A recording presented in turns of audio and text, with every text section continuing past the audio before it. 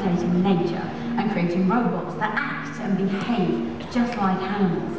They're stunning. They're called Festo. As you can see here, this is a whole group of robotic jellyfish. They even work together as a shoal and interact with each other.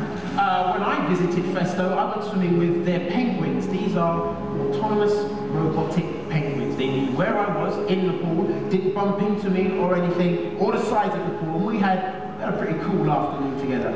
If you were at Gadget Show Live a couple of years ago, you'd have seen the Festo flying penguins above your heads when coming into the theatre. Now, a few months ago, I was the third Gadget Show presenter to visit them over in Germany, and this is what I saw. May I introduce the Smart Bird.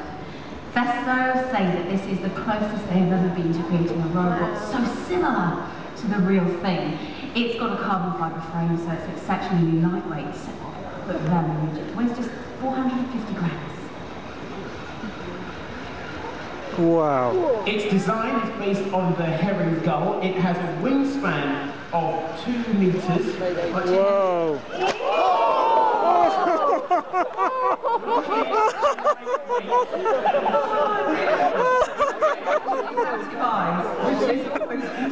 Ouch!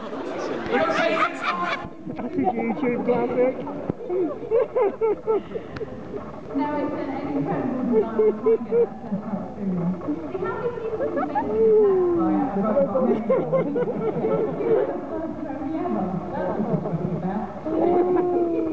Now, it's exceptionally energy efficient and extremely aerodynamic.